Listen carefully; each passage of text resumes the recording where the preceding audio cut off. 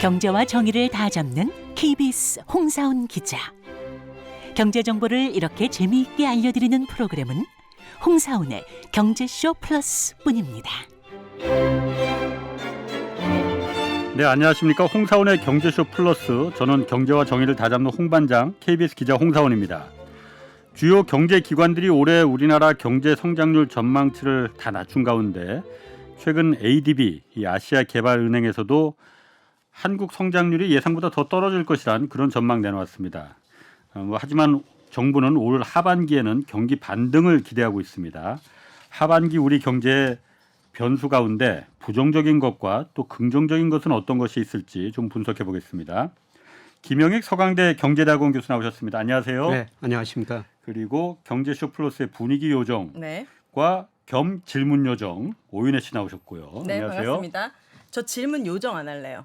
그럼. 좀 불편하신 분들이 있으신 것 같아요. 이 나도 요정에. 불편해 저거. 질문 천재 어떻습니까? 질문 천재? 질문 좋으니까. 그냥 요정으로 가시죠. 아, 그래요? 어. 요정 괜찮으시다면 요정으로 계속 가겠습니다. 예. 자, 김 교수님, 예. 아시아개발은행 ADB잖아요. 여기서 우리나라 경제 성장률을 전망치 1.5%였던 걸 1.3%로 낮췄어요. 예, 아시아 전체 성장률 뭐 중국이나 이런 데는 다 그냥 예상치대로 그냥 수정하지 않고 그냥 그대로 놨는데 예. 한국은 좀 낮췄단 말이에요. 예, 물론 대만도 좀 낮추긴 했더라고요. 왜 낮췄습니까? 예. 뭐 OECD, IMF, 뭐 ADB 다 우리나라 경제 성장을 낮췄는데요. 예. 근데 낮추는 나라가 뭐 IMF나 다른데 다 보면은 우리나라, 일본, 독일, 예. 대만 같은 나라요. 제조업. 예, 제조업 중심의 국가라는 아, 겁니다. 예. 그래서 세계가 제조업 경기가 안 좋으니까 예. 뭐 이런 나라 경제 성장률을 다 낮추고요. 예, 그런데 뭐 ADB가 뭐 특별한 게 아니고요. 예. 뭐 우리 정부, 한국은행 모두가 최근에 그 전망치를 다 예. 낮추고 있습니다. 예. 예. 그러면은 낮추면은 우리 한국에서도 그러니까 정부가 1.4% 성장 예측하고 있잖아요. 전망치를. 예. 이 정도면 뭐 역대 6번째로 낮은 성장률이라는데 예. 일각에서는 그러거든요. 이마저도 가능하겠느냐 1.4%가 예. 어떻습니까? 예, 저는 뭐 작년 말부터 우리 경제가 올해 1% 성장할 것이다. 1.0? 예, 1.0 그렇게 더 낮추셨네. 아니, 원래부터 저는 그렇게 전망해 놨어요. 예, 그런데 뭐 일부 IB들은 예. 뭐 투자은행들은 예, 투자은행들은 그렇게 전망하고 있고요. 예. 근데 노무라 같은 데는 좀 과한 전망을 하고 있는데 우리 마이너스 경제가 그렇지. 마이너스 성장한다고 합니다.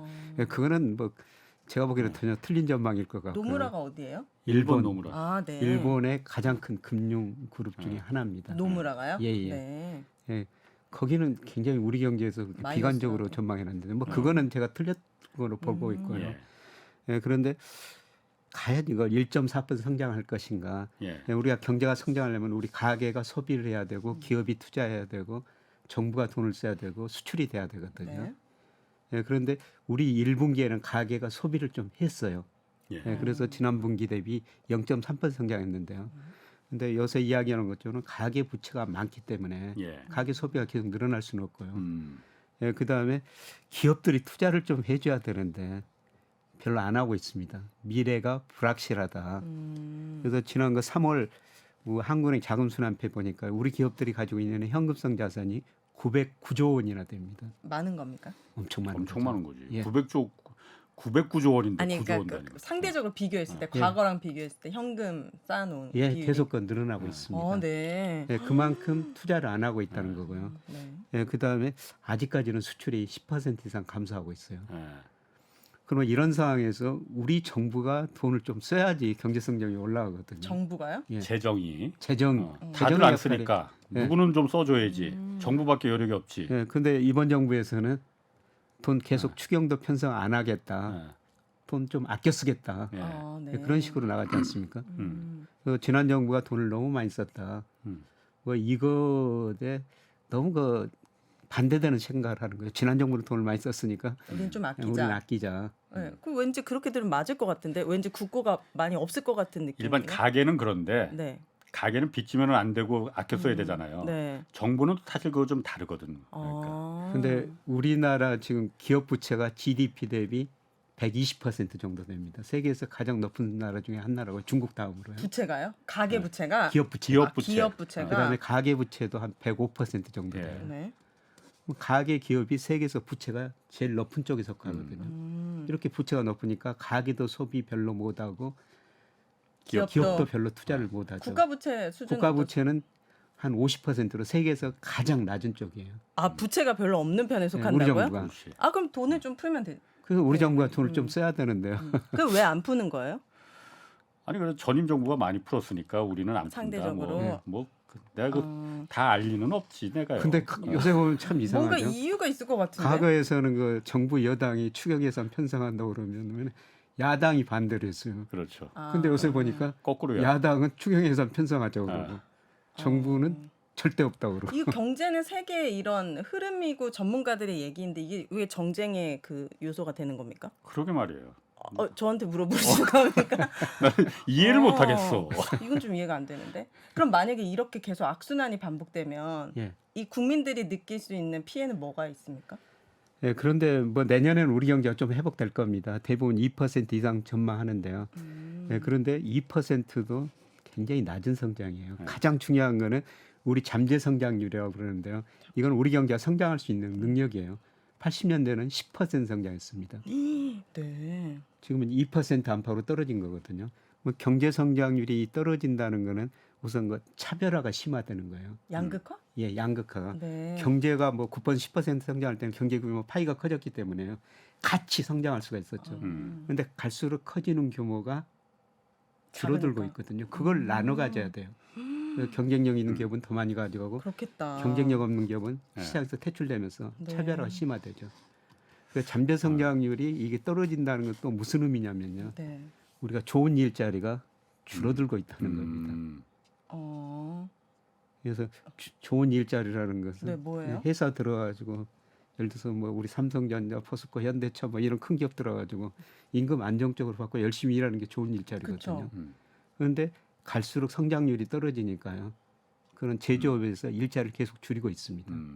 네, 그래서 제조업에서 일자리가 계속 줄어들고 있으니까요. 상대적으로 서비스업에서는 일자리가 좀 늘어났어요. 아, 네. 그런데 서비스업 일자리는 그렇게 안정적인 건 아닙니다. 맞아요. 또 임금도 그렇게 많지 않아요. 음. 그래서 우리 잠재 성장이 떨어진 거는 좋은 차별화가 일자리. 심화됐고, 예, 그다음에 좋은 일자리가 줄어들고 줄어들고. 있다. 제조업 일자리가 늘어나야지 이게 좋은 일자리인 건데. 예, 아, 맞습니다. 그래요? 예. 근데 앞으로 이 제조업 산업 자체가 전망이 있는 산업입니까? 뭔가 약간 하향 곡선을 그리는 산업 같은 느낌인데 어떻습니까? 장기적으로는 제조업 비중이 우리가 계속 비중도 줄어들고 있고 일자리도 좀 우리나라가? 축소되고 있어요. 네.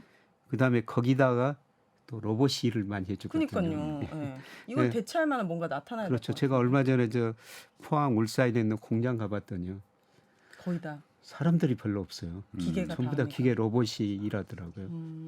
예, 그래서 극단적인 뭐 전망을 하는 사람들은 앞으로 그 제조업 공장에서는 사람 한 사람, 개 한 마리만 있으면 될 것이다. 걔는 왜 걔는 필요? 왜? 사람이 왜 필요하냐면 개 밥 주기 위해서.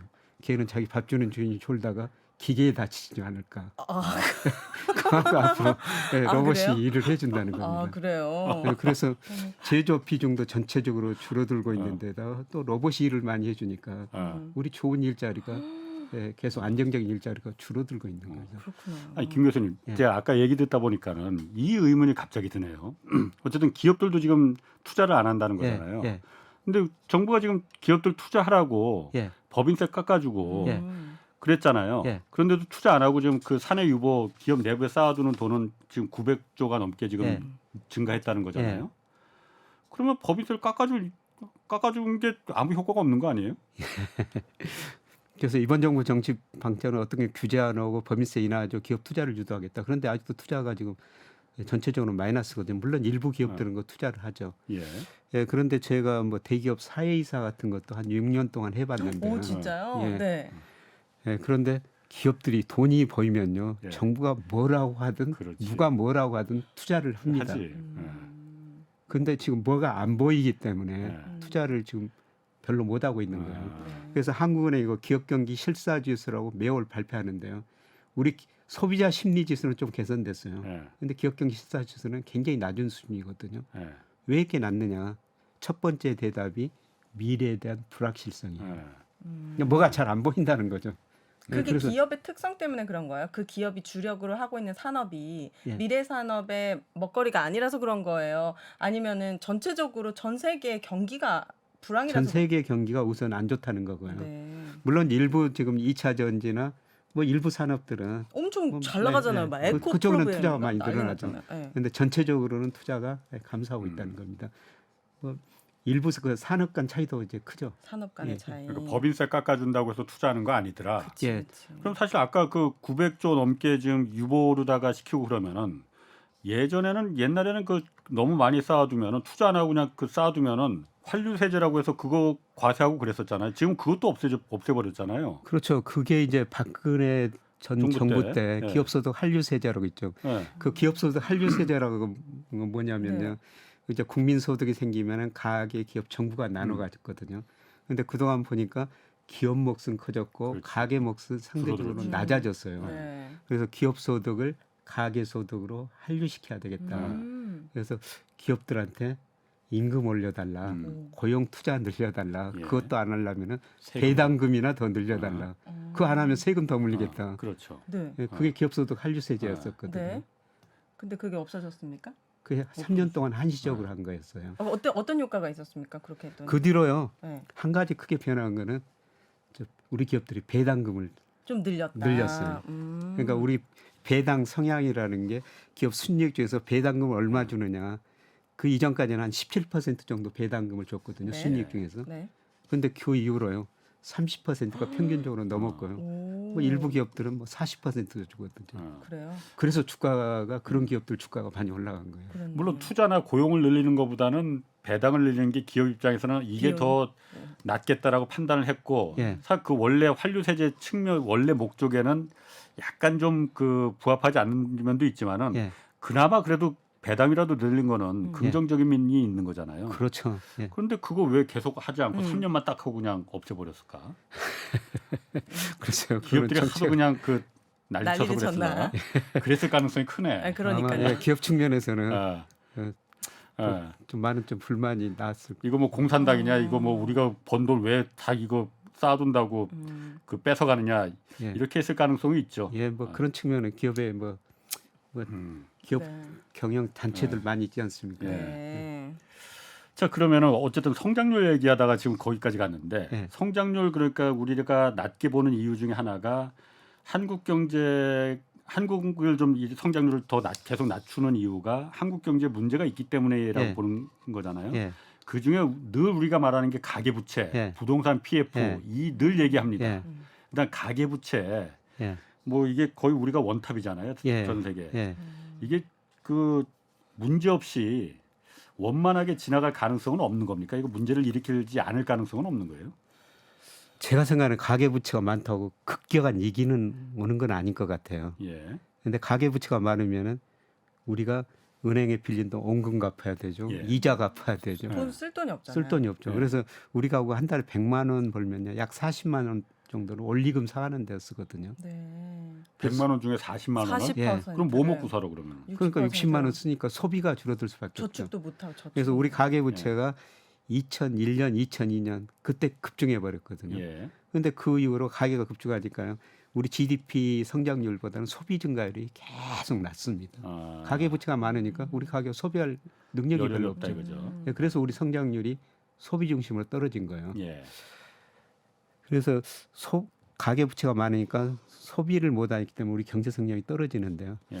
근데 이게 급격한 위기는 아닐 것 같아요. 왜요? 예, 그런데 그 1분위에서 5분위까지 소득을 분류하거든요. 예. 1분위는 소득이 낮은 사람들, 5분위는 소득이 높은 사람들이에요. 예. 예, 그런데 우리 가계 대출을 보니까요. 소득이 높은 사람들 5분위가 가계 대출의 53%를 차지하고 있어요. 아, 많이 버는 사람이 많이 빌렸구나. 많이 빌려가지고 아. 쓰고 있는 거죠. 예. 그래서 조금 충격이 많이. 예, 이 없을 사람들은 거다. 이제 갚을 능력은 있으니까. 53%는 있을 거라는 예. 거죠. 그런데 이것도 큰 문제인데요. 53% 빌린 사람들은 주로 은행에서 빌렸을 거예요. 소득이 예. 높은 사람은 은행에서 그렇죠. 돈을 빌려주니까요. 네. 예, 그런데 소득이 낮은 1분위, 2분위는 은행에서 돈을 잘 안 빌려주거든요. 그렇죠. 예. 이분들은 비은행 금융회사 가서 빌려야 돼요. 예.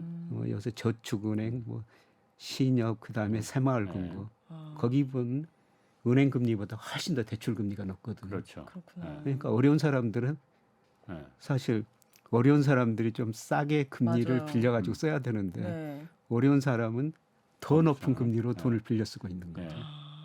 그러니까 전- 금융이라는 게 그런 거예요. 저는 은행도 아닌데 제 친구는 저한테 이렇게 맨날 돈을 빌리는 줄 모르겠어요. 오늘도 빌려줬어요. 아 그래요? 그러니까 이 친구도 빌릴 수 있는 데까지 다 빌린 거예요. 자영업을 하다 보니까 예. 이 뭐 대출을 다 받고 뭐 예. 1금융, 2금융, 3금융 음. 다 받으니까 너무 힘들어 하더라고요. 예. 그래서 진짜 갚는 것도 이자가 너무 세가지고 저축을 할 수는 없습니다. 그 이자는 받기로 계약하셨어요?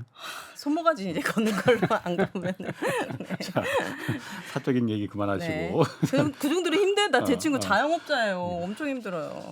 가계부채가 그러니까 김 교수님 얘기는 지갑을 닫게 만들어서 그게 이제 그 경제 부담을 주지만은 그게 급격하게 막 그 음. 위기로까지 번지지 않을 이유로는 못 갚지는 않을 거다 이게. 예. 그러니까 그- 우리가 97년에 외환 네. 위기를 겪을 때는요. 예. 네. 86년, 88년에 우리 경제가 연평균 3조원으로 12% 성장하거든요. 네. 그 현재 경제가 좋으니까 우리 기업들이 돈을 엄청 빌려가지고 네. 가행 투자를 한 겁니다. 예. 근데 90년대 들어가서 수요가 부족하니까 대기업이 부실이죠. 은행이 부실해서 97년에 외환 위기를 겪었거든요. 네. 근데 기업 은행 부실은 수조 원씩 들어가요. 그렇죠. 나라 돈이요? 예. 네. 아니 아니. 한 기업이 부실해지면 네. 들어가는 돈이 예. 수조 원이 있다. 근데 가게는 나눠졌거든요. 한 가게 뭐 파산한다도 그래도 예. 큰 충격은 그렇게 큰 충격은 국가적인 차원에서는 근데 요즘 그 은행은 연체율이 그렇게 높지 않다. 은행은 뭐 거의 0%대지만은 예. 다른 금융권들은 연체율이 꽤 의미 있게 높아지고 있잖아요. 그렇죠, 예. 그러면 이거는 그 지갑을 닫아서 예. 소비를 안 하는 그 문제 말고 정말 예. 못 갚는 떼이는 돈이 금융기관들이 떼이는 돈이 많아지는 이른바 대손이 많아지는 예. 손실금이 많아지는 이 위기가 닥칠 가능성은 없습니까? 연체율이 이렇게 높아지면? 비은행 금융회사들은 더 어려워질 겁니다. 아까 네. 말씀드렸던 것처럼 저기 53% 상위 5분위는 은행에서 은행. 돈을 빌렸는데 이 그렇지. 사람들은 문제가 없어요. 예. 예, 그런데 소득이 낮으신 네. 분들이 비싼 금리로 비은행 금융회사에서 대출 받았다는 겁니다. 예. 네. 근데 그런 사람들은 지금 윤혜 씨가 말씀드렸던 것처럼 굉장히 어려워요.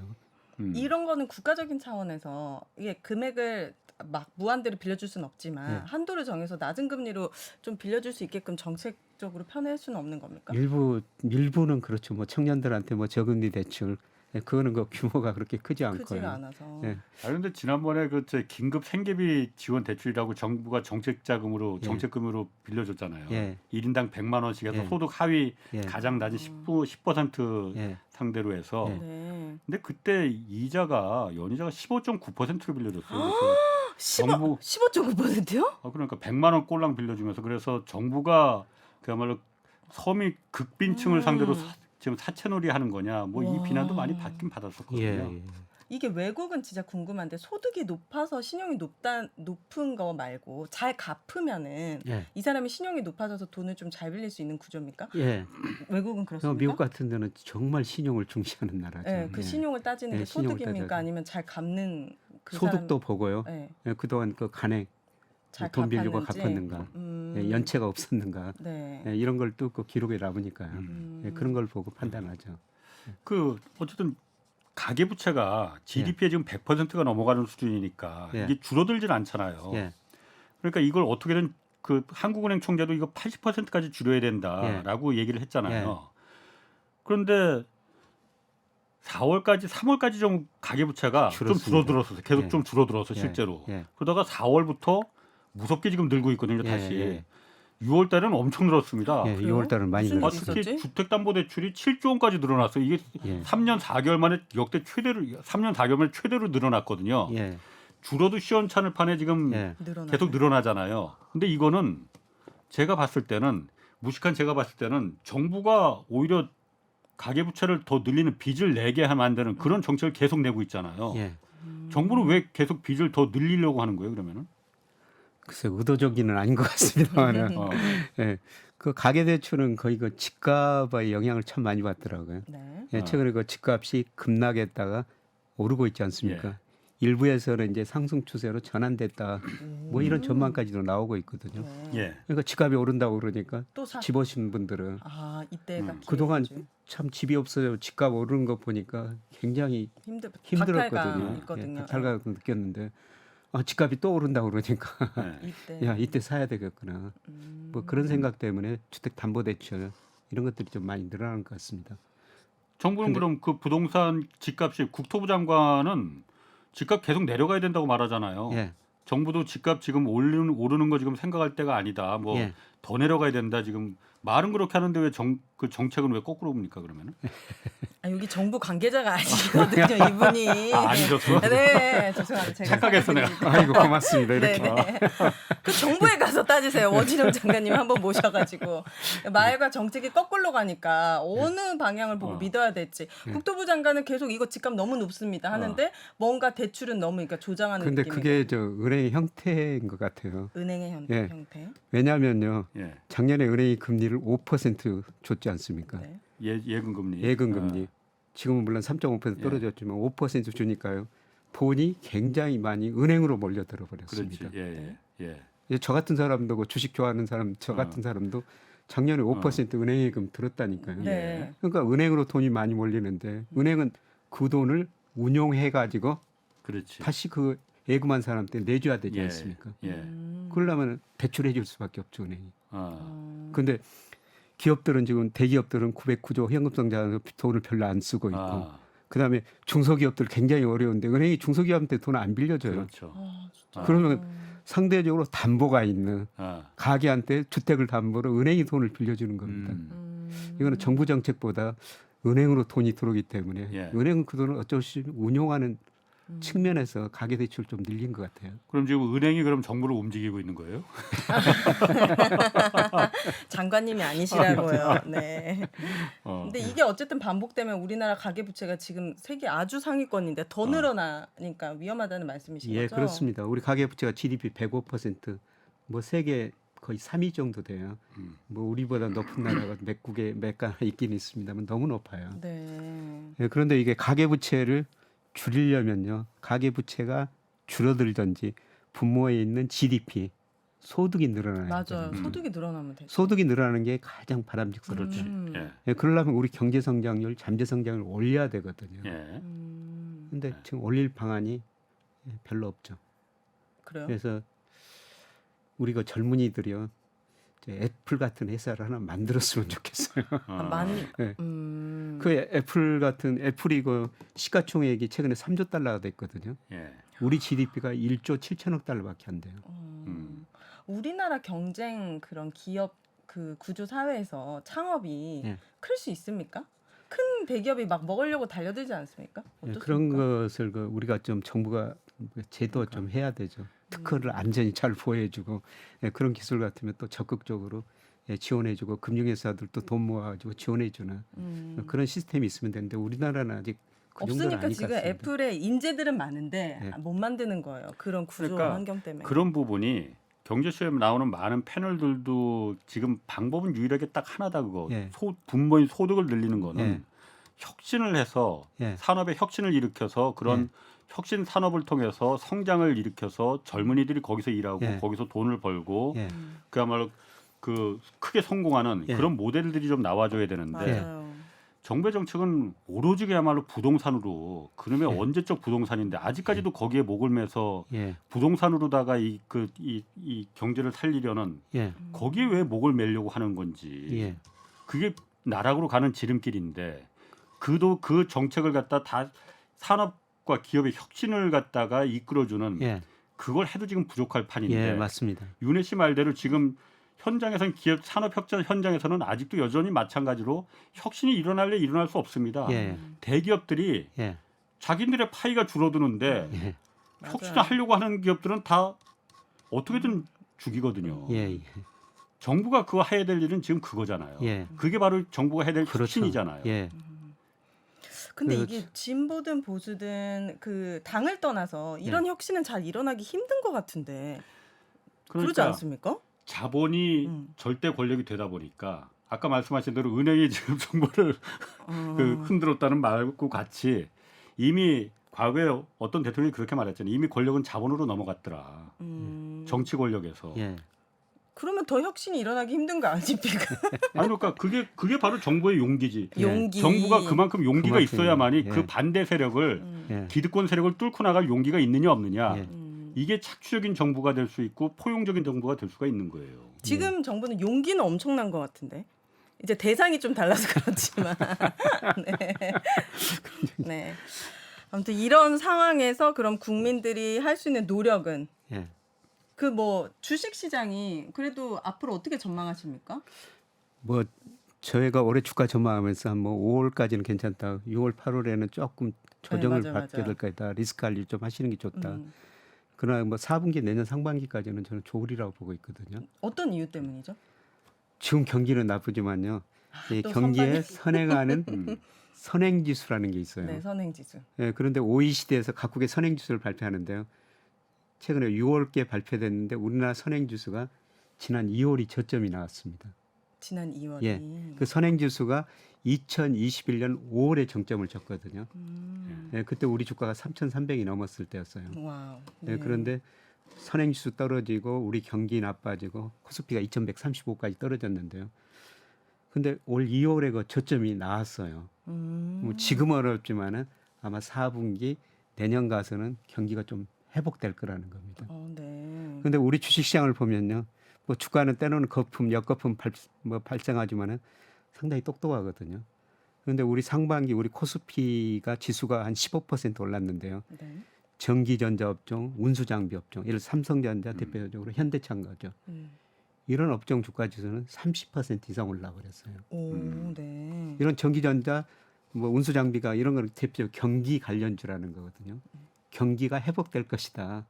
이렇게 기대를 갖고 올랐는데 이제 선행지수가 증가세로 돌아서고 있다는 거죠. 선행지수가 증가세로 돌아서면요, 뭐 시차는 국면에 따라 다 달라요. 네. 예. 어떤 때는 1개월 후에 경기가 좋고 어떤 때는 9개월 후에 좋아졌고요.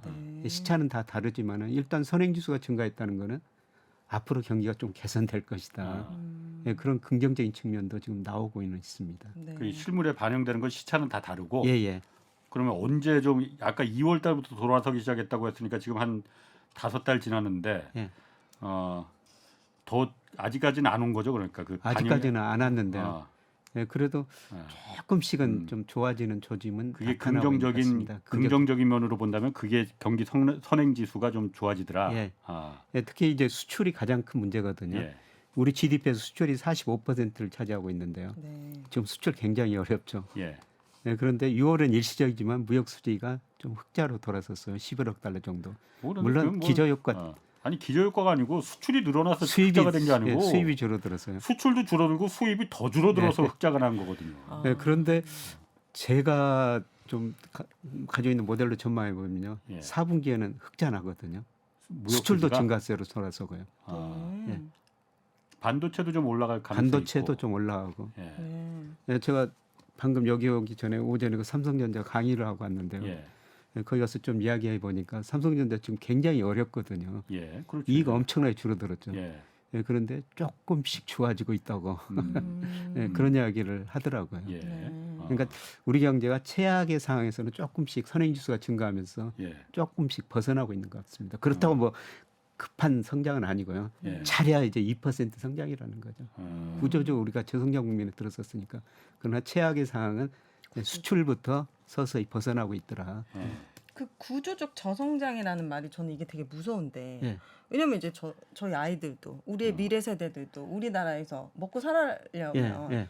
이 일자리도 좀 많아지고 해야 될 텐데 요거를 타파하려면 어떻게 해야 됩니까? 계속 쭉 저성장으로 가는 겁니까? 우리나라가? 일본처럼 그렇게 간다. 일본처럼 그렇게 갈 수가 있죠. 성장률이 낮아지니까. 그렇게 되면 안 되잖아요. 예, 그럼 그거를 이제 타파하기 위해서는 우리가 사회적 대타협을 통해 가지고 총 요소 생산성을 확 개선해 하든지 생산성이나 하면 뭐 그게 뭐예요? 그러니까 같은 상품을 더 싸게 많이 생산한다는 거예요. 그러면 우리 경쟁력이 올라가니까 전 세계가 우리 상품 질도 좋아지고 가격도 낮으면 우리 상품 수입에 가겠죠. 네. 생산성이 개선돼야 되고요.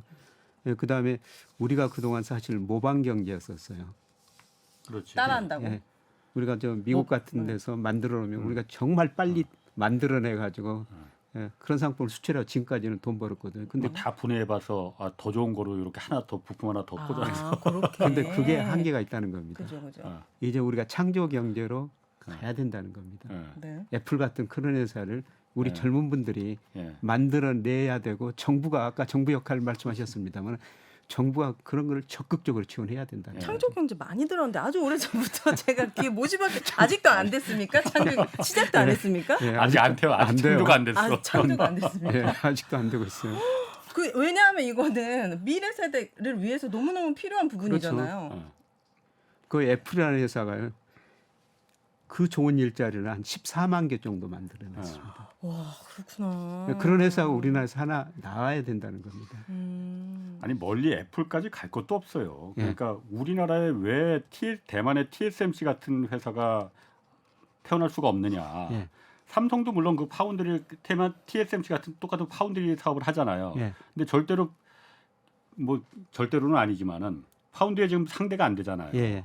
안 되는 이유는 대만의 TSMC는 그 덜렁 공장 TSMC 혼자만 있어서 그게 잘 되는 게 아니거든요. 예. 그 생태계, 그런 생태계. 수많은 그 옆에 중소기업들이 그 반도체를 설계하는 조그만 기업들이 우리가 이렇게 반도체를 한번 설계해봤는데 요거 한번 만들어줘봐. 예. 이게 다 노하우가 축적이 되는 거거든. 그 예. TSMC는. 근데 한국은 그게 없거든요.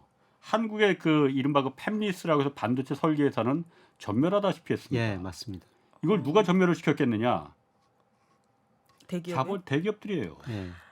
더 많은 파일을 독식하려고 그런 네. 기업들과 이렇게 상생을 하려고 하지 우리가 다 할 않는 거야. 왜 조그만 아. 데들이 우리하고 경쟁을 하려고 해? 우리가 네. 다 할 거야. 니들 혼자서 하지 말고 우리 하청으로 들어와. 우리한테 우리가 임수합병 할게. 안 한다고 하면은 강제로 그야말로 여러 가지 방법 씁니다. 예. 물론 제가 이거 뭐 다 요 하나하나를 그 문제 삼으면 한두 끝도 없지만은 예. 네. 그게 바로 우리 기업이 이렇게 재벌 대기업 위주로 혁신이 불가능한 상태로 이어져 온 거고 예. 애플까지는 바라지도 않고 예. TSMC 같은 그런 반도체 생태계만도 못하는 이유가 예. 이런 거거든요. 이런 예. 환경이 이거는 문제가 시장에 크네요. 맡겨두면은 절대로 불가능합니다. 예. 자본은 어떻게든 기회만 있으면은 더 많은 그야말로 자본을 더 늘리려고 예, 하는 맞습니다. 그게 바로 자본의 DNA고 예, 속성입니다. 자본. 그 예, 욕할 건 없어요. 네. 예. 그 욕심을 막아주는 게 그 이기심을 막아주는 게 바로 국가가 할 역할이거든요. 예. 이런 우리나라랑 비슷한 상황에서 이렇게 환경을 확 바꿔가지고 창조 경제가 좀 성공한 나라가 있습니까? 거의 없습니다. 이거 전 세계에서 힘든 거를 지금 우리 교수님한테 해내라고 하면 어떡합니까? 이게 정말 그러니까 그만큼 정말. 기득권과 자본의 힘이 강하다는 거거든요. 이거를 타파하는 거는 예, 힘들다. 예, 그렇습니다. 없군요. 예. 절망적이네. 아니 근데 아까 제 구조적인 저성장 그 얘기하다가 잠깐 그랬는데 네. 일본처럼 이렇게 막 그 몇십 년 동안 저성장 이렇게 윤혜 씨가 걱정하는 것처럼 네. 우리 미래 세대 그럴 가능성이 있어요? 어떻게 뭐 먹고 살아야 돼요? 일본하고 우리 경제하고 큰 차이점 중에 하나는요. 네. 우선 부정적인 것은 우리 가계부채가 너무 많다는 겁니다. 네. 일본이 지난 20년 넘게 불황에 빠졌어도요. 일본 가계 금융자산이 부채보다 5.5배 정도 많아요. 일본 가계 부자들입니다. 금융자산이 개인들은? 부채보다 5.5배나 많다는 예. 겁니다. 네. 그런데 우리는 2.1배 정도 되고요. 차별화가 심화됐습니다. 네. 네, 그래서 우리 가계부채가 높은 거는 굉장히 부정적인 거예요. 예. 네, 그런데 일본이 그 불황에 빠질 때 1990년대 일본 GDP에서 수출이 차지하는 비중이 9%였어요. 예. 우리는 지금 45%나 되거든요. 네. 그러니까 우리는 단점과 장점이 있구만 그러면. 그렇죠. 예. 그러니까 세계 경제가 좋으면은 예. 네. 우리 저 일본식처럼 같이 덩달아 네. 가는 거고. 예, 세계 경제가 좋으면 우리 수출이 45%니까요. 예. 네. 우리 경제 성장을 올라갈 수가 있죠. 예. 아니 이렇게 45%나 차지하는 수출의 나라가 이런 구조인데 왜 개인은 계속 그런 부채가 계속 높아지고 차별화는 심해지는 겁니까? 개인 부채가 높아졌던 거는요. 예, 그거는 소득이 안 높아지는 겁니까? 이런 예, 기업이 소득이 잘 안 산다고 늘어나고요. 해도 소득이 없는 네. 성장이 됐다 이거지. 그러니까 그건 그런데 이거 우리나라만의 문제는 아니에요. 예. 아, 그래요. 사실 미국이 더 심했었고. 그럼 수출 45% 해봤자 개인이 솔직히 좋은 거가 없잖아요. 내 임금이 올라가지도 않는, 내 부채가 줄어들지도 않는데. 그래서 그래서- 과거에는 그 낙수 효과로 그러는데 이제 수출이 잘 되면은 낙수 대기업들이 없던데. 돈 벌어가지고 네. 거기 다닌 사람들이 써가지고 네. 소비가 되니까 경제가 좋아진다 그랬는데 네. 그 효과가 좀 많이 낮아진 없잖아요. 거죠. 네. 근데 우리 가계부채가 왜 이렇게 많이 늘어났느냐? 그것도 은행 탓이에요. 2001년에 특히 늘었다고 했는데 그때 무슨 일이 있었습니까? 그러니까 97년 외환위기를 겪으면서요. 네. 우리 기업들이 많이 구조조정했으면 없어졌어요. 그러니까 기업들이 야 가행 투자하면은 생존하기 힘들구나. 그래서 외환위기를 겪으면서 기업들이 투자를 많이 줄여버렸어요. 투자를 줄이니까 기업들이 은행에서 돈을 안 빌렸었죠. 그럼요. 그럼 은행은 돈이 들어오는데 그 돈을 빌려줘야 되잖아요. 네. 그러니까 기업들이 돈을 안 갖다 쓰니까요. 개인한테 계속 가게한테 돈을 빌려줘 버린 거예요. 아이고야. 그래서 예를 들어 가지고 97년 외환위기 전에는요. 은행 대출 중 71%가 기업으로 갔고요. 네. 가계로 29%가 갔어요. 네. 그런데 기업이 돈을 안 갖다 쓰니까 은행이 가계 대출을 계속 늘려 가지고요. 가계 대출이 한때 은행 기업 대출보다 더 높아져 버렸어요. 그 무렵이 2002년이었고요. 네. 그 다음에 저 IMF 경제를 겪으면서 우리가 은행 대출 금리가 한때 20%가 넘어섰거든요. 네, 그런데 2001년, 2002년 무렵에 금리가 6 내지 7%로 떨어진 거예요. 그런데 우리 개인 가계 입장에서 보면 20% 넘었던 금리가 6 내지 7%로 떨어지고 은행은 기업이 돈을 안 갖다 쓰니까 가계 대출 늘리고 금리도 떨어지고 돈 많이 빌려주니까요. 은행 돈이 내 돈이다. 그때 돈을 많이 빌려 써버린 거죠. 네. 그래서 제 친구 뭐 방송의 PD였었는데요. 저한테 와가지고 그때 은행 돈이 내 돈이다 그랬거든요. 네. 금리도 낮고 돈도 많이 빌려주니까. 네. 그래서 우리 가게가 그 돈 빌려가지고 소비도 하고 그렇지. 뭐 부동산 사고 주식도 사고 거기서 가계 부채가 확 늘어나 버린 겁니다. 네. 네, 지금 그 수준에서 크게 벗어나지 않고 있는 거예요. 그럼 아까 말씀하신 대로 우리 경제 어쨌든 수출의 절대량을 45%를 그 의지하고 있으니까 수출 다른 나라들이 다 미국도 잘 되고 중국도 잘 돼야만이 우리도 같이 덩달아서 살 수 있는 길이 그거잖아요. 예. 미국 최근에 미국 국무장관하고 재무장관 그 중국 그 방문했고 기후 특사까지도 그 중국 들어갔어요. 존 케리. 예. 이거 보면은 미국하고 중국이 그렇게 으르렁대던 예. 그 시절에서 약간 좀 움직임이 좀 바뀌는 거 아닌가. 예. 그러면은 이렇게 서로 좀 사이가 약간 좀 친해지면은 예. 좋아지면은 예. 이것도 한국 경제에도 굉장히 도움이 되는 거 아닌가? 도움 많이 됩니까? 어떻습니까? 근데 그렇게 친해질 것 같지는 않습니다. 아 그래요. 근데 그래요? 저 미국이 그동안 그 중국하고 디커플링이라고 그랬지 않습니까? 네. 근데 요새 디리스킹이라는 단어를 쓰거든요. 가만히 보니까 중국 없이 미국도 살 수가 없고요. 그렇지. 예. 미국 없이 중국도 그렇게 높은 성장을 할 수가 없어요. 예. 네. 그러니까 미국이 2001년에 중국을 WTO 세계 무역기구에 가입시켜 주거든요. 예. 그래서 중국이 저임금을 바탕으로 미국으로 수출을 엄청 해가지고 돈을 작년까지 6조 2천억 달러 벌어갔어요. 예. 그 돈 가지고 중국은 뭘 했냐면 미 국채를 좀 사준 겁니다. 국채를 많이 사줬어요. 그러니까 미 국채 사주니까 미국 금리가 낮으니까 미국 주가 오르고 집값도 올랐죠. 그러니까 미국 소비자 입장에서 보면 올마트에 진열된 상품의 절반 정도가 메이드 인 차이나거든요. 네. 상품도 중국이 싸게 본 거죠. 금리 낮춰서 집값 주가 오르니까 좋았고 중국은 미국으로 수출해가지고 좋았죠. 경제 성장 뭐 9% 10% 했죠. 그렇지. 예. 근데 문제는 미국 GDP가요. 중국 GDP가 너무 빨리 커지고 있다는 겁니다. 2001년 중국 GDP가 미국 GDP에 차지하는 비중이 한 20% 정도 됐어요. 예. 근데 작년에 보니까 70%가 넘어서 버렸거든요. 중국이 이렇게 엄청나다. 커지니까 이제 미국이 중국을 때릴 수밖에 없죠. 네. 예, 그래서 뭐 관세 부과하고 지금 기술 전쟁하고 네. 뭐 여러 가지 전쟁을 하고 있지 않습니까? 그런데 미국이 가만히 생각해 보니까요. 중국 없이는 자기도 못 살거든요. 작년에 미국의 대중국 적자가 3,830억 달러예요. 오히려 더 늘어나고 있거든요. 네. 중국의 관세 부과하고 그 그렇게 이야기는 미국에서 중국처럼 상품 싸게 생산할 수가 없다는 거죠. 네. 바이어 아메리칸에 치중하는. 그래서 가만히 보니까 중국을 이렇게 심하게 때리면은 자기네 물가도 오르고 자기도 오르거든요. 같이 죽는 거니까. 예. 예. 좀 친하게. 예. 그래서 이번에 이제 바이든 대통령 뭐 중국하고도 조금 가까워지려고 그러고 최근에 미 국무장관 엘렌 재무장관이 또 중국을 갔거든요. 그 관세 같은 거 부가 면제 막 해주고 좀 풀어줬습니까? 안 만나서 풀어줬어요, 뭐 아직은. 달라진 게 뭐가 있어요? 성과가 아무것도 없어. 아무것도 없습니다. 그냥 놀러 갔다 온 것 같아요. 들어봤어요. 아 그래요? 좀 그냥 대화 좀 신호만 하자. 보내는 그러니까 건가? 몸을- 신호만? 아니 상대방- 상대방 그러니까 딜을 서로 하려고 했는데 네. 그게 아마 틀어진 것 같아요. 아 너무 서로 다 강하니까. 목요일에 김효익 교수님하고 잠깐 얘기했지만은 미국 입장에서 지금 급한 게 미국 국채를 어디다가 팔아야 되는데 장기 국채를 아 네. 중국이 좀 사달라 하려고 좀 예. 대신 미국이 좀 그 관세도 좀 이제 좀 낮춰주고. 낮춰주고 이거 하지 않았겠느냐 네. 그런 뇌피셜이지만은 네. 그게 아마 안 된 것 같아요. 중국이 싫어 안 사줄래 미국 국채 니들 고생 좀 해봐 이런 거 아닌가. 그래서 아마 그런 게 있었을 것 같습니다. 저는 요즘 뉴스에 많이 나오고 많은 청취자분들은 알고 계시겠지만 디커플링이 네. 커플링 이제 빼자는 거예요?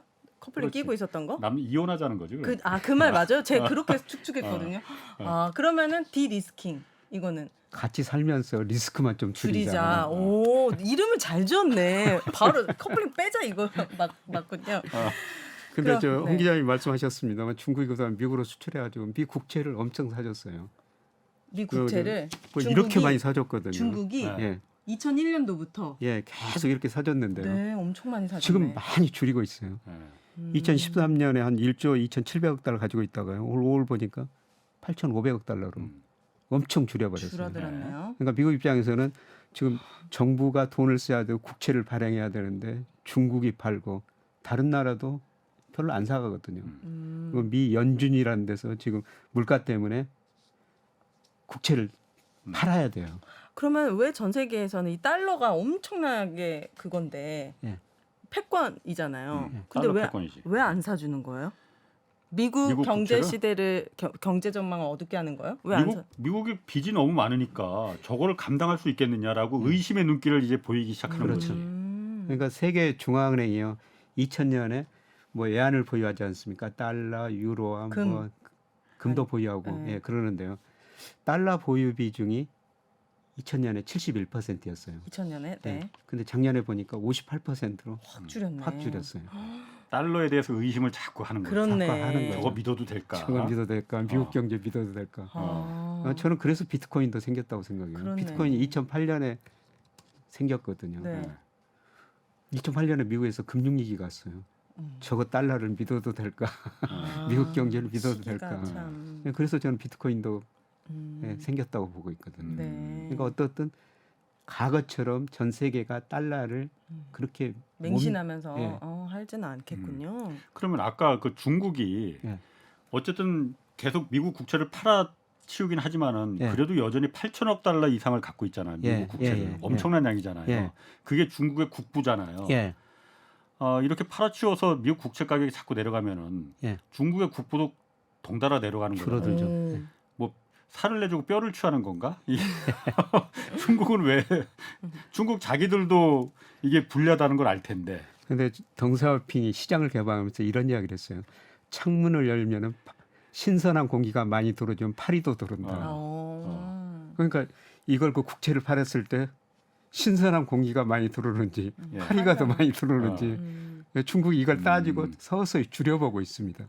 그럼 중국 입장에서는 제가 시진핑 입장이라면은 예. 달러의 가치는 이미 미국의 부채가 지금 한 부채 한도 협상을 그 난리를 치면서 이거 협상을 했듯이 예. 너무 저 감당 못할 정도로 지금 올라갔지 않았느냐. 예. 예. 저렇게 미국이 달러를 갖다 막 찍어서 언제까지 달러를 전 세계에 수출하는 거잖아요. 예. 수출할 수가 있겠느냐. 예. 그게 중국도 지금 안 사주고 일본도 지금 사줄 여력이 없다고 해서 지금 예. 팔지는 않지만 사주질 않는데 조금 줄이고 있습니다. 일본도. 한국도 사줄 수 있을까? 뭐 이런 의심이 들면은 예. 중국 입장에서는 야 더 손해 보기 전에 예. 더 파는 게 이득이다라고 생각하지 않을까요? 중국이 그렇게 되면요. 다른 나라들도 같이 눈치채고 같이 팔아버릴 겁니다. 그럼 그야말로 헐값. 그야말로 전 세계에 엄청난 금융시장에 혼란이 오게 되는 거죠. 음, 예, 우리나라도 지금 미 국채를 한 1,100억 달러 정도 가지고 있거든요. 예. 그런데 중국이 미 국채 팔아가지고 미 국채 가격이 급나간다고 생각하면은 예. 우리 한국은행도 예. 같이 팔아야 되죠. 그렇지. 더 떨어지기 전에. 더 떨어지기 전에. 그 위기를 중국이 탁 차가지고 자기네들이 이제 패권으로 올라가려고 하는. 예. 그 목적도 있을 거예요. 그러니까. 예, 중국이 미 달러를 보면서 부러워하는 거는요. 예를 들어서 미국이 100달러 지폐지 않습니까? 네. 그 지폐 찍어내는데 작게는 20센트, 많게는 한 40센트 비용이 들어간대요. 네. 잉크값하고 종이값. 예. 중국이 미국을 보기에 20센트, 40센트 비용을 들여가지고 $100 지폐를 찍어내가지고 그 돈 가지고 자기네 나라에서 옷도 사가고 신발도 사가고 네. 또 세계 무기 생산으로 세계 경찰 노릇을 하거든요. 네. 최고의 수출품이지. 그게 기축통화예요. 몇백 배 중국도 이득을 내는 거니까. 그렇네. 자기 통화를 기축통화로 한번 해보자는 꿈입니다. 그럴 것 같아요. 그런데 과거에 저 미국이 소비자들이 소비 많이 하니까요. 다른 나라에서 중국에서 상품 뭐 수입해가지고 원자재 수입해갔죠. 그래서 다른 나라가 상품 수고 원자재 수입해가지고 미 달러를 벌어가지고 그 달러 가지고 미 국채를 사줬어요. 중국이 그거를 미국을 지금 흉내내 보고 있습니다. 중국이 지금 브라질하고 무역 거래하면서 위안화를 받기로 했거든요. 아 그래요. 예. 미국이 긴장할 만 하겠네요. 긴장할 만하죠. 네. 아니, 미국의 최대 그 핵심 이익은 다른 거 아무것도 없어요. 달러 달러에 기축통화죠. 달러. 오직 예. 달러군요. 왜냐면 생각을 해봐. 20센트짜리 비용을 들여서 찍어가지고 100달러에 팔아먹는데 이 정도 수출품이 어디 있겠어. 예. 그냥 몇백 배 이익을 남기는 그렇죠. 수출품인데. 네네. 이 이익을 어떻게 포기를 하겠어요, 미국이. 그러니까요. 그래서 제가 물어보려는 게 그겁니다. 핵심 이익은 미국은 달러잖아요. 예. 달러 수출해서 다 미국 그 몇 억 명이 풍족하게 사는 거잖아요. 예. 이걸 갖다가 그러면 위협하는 세력이 지금 생겼는데 예. 과거에도 몇몇 생겼고 예. 그래서 그런 나라도 전부 다 미국이 군사력으로 들어가 버렸잖아요. 예. 실제로 이라크도 그래서 들어갔고 베네수엘라도 그래서 들어갔고 예. 지금 중국인데 될까요? 너무 그 인구수도 차이가 많이 나고 있고 어, 땅덩어리도 그렇고. 뭐 그래서 뭐 최악의- 대만의 지금 위기설 뭐 이런 예. 그 뭐 위기설도 그 군사적인 위기설을 말하는 거잖아요. 그런 위기설이 나오는 거잖아요. 그래서 저 미국 하버드 대학의 그레함 앨리슨 교수가 쓴 애정된 전쟁이라는 책이 있거든요. 네. 예, 그 책 보면 미중 패권 전쟁의 본질을 잘 이해를 시켜놨는데요. 이분이 지난 500년 역사를 보니까 한 강대국이 있었는데 신흥국이 커져가지고 강대국을 위협하면은 전쟁했다는 겁니다. 12번 사례를 분석하고 있는 16번 사례를 분석하고 네. 있는데 12번 전쟁을 했대요. 어. 투키디데스의 뭐 네, 함정이라고 투키디데스 했어요. 함정이라고 네. 그러죠. 그래서 절대로 놔두질 않는다 이거 미중 이인자를. 전쟁이 예, 일어날 수도 있다. 그래서 그 책 보면은 무역 전쟁으로 갔다가 기술 전쟁, 금융 전쟁으로 갔다가 무력 전쟁 시나리오거든요. 예, 거기까지 가서는 안 되겠는데. 안 되죠. 지금 기술 전쟁까지 간 거죠. 예, 기술 전쟁까지 가고 이제 저 금융 전쟁, 어. 금융 전쟁이라는 게 이게 그렇네요. 중국이 미 국채 팔아버리는 거거든요. 중국이 우리나라 그 전에 사이가 다시 좋아지면 되는 거 아니에요? 그렇죠. 그래서 어떻게 하면 예, 좋아지려나? 디리스킹하자. 아, 디리스킹. 그래서 서로 소통하자. 예. 그러니까 이번 저 재무장관, 국무장관이 간 거는 우리 소통하자. 예. 네. 이야기 좀 해보자. 음. 극단적인 상황 피하자. 네. 예, 그런 의미인 것 같습니다. 어쨌든 두 나라가 잘 지내야 전 세계 평화와 그렇죠. 우리나라 평화가 옵니다. 근데 이게 그 어린애 같은 질문일지도 모르겠지만은 이런 게 가장 원래 싸움 구경에서 이런 게 가장 재밌는 거잖아요. 미국하고 중국하고 지금 과거하고는 사이가 좀 상황이 좀 바뀐 것 같긴 해요. 예. 한참 극으로 치닫을 때하고는 좀 상황이 바뀐 것 같긴 네. 한데 누가 지금 주도권을 갖고 있는 겁니까? 중국. 그거는 저 그쪽 전문가는 아닌데요. 아, 네. 지금 그냥, 뭐 절대적으로 미국이 예. 모든 면에서 세죠. 예. 근데 상대적으로 미국의 힘이 축소되고 있는 과정이죠. 중국의 힘은 커지고 있고요. 그렇다면 이제 우리 국민들 가계부채가 예. 집담보 대출로 엄청 늘었잖아요. 예. 집값 전망을 좀 해주시고 마무리해주시면 좋을 것 같아요. 왜냐하면 저- 우리 가게들은 제일 궁금한 거거든요. 집값 전망. 예. 그거는 제일 어려운 문제인데요. 네. 근데 집값이 지금 많이 떨어졌다 반등하고 있는데 이게 추세적인 상승으로 전환되느냐 아니면 다시 한번 떨어지느냐. 저는 추세적 상승률이 아닌 것 같습니다. 추세적 상승 국면이 아니다. 아니고 많이 떨어져가지고 일시적인 반등이다. 어, 예.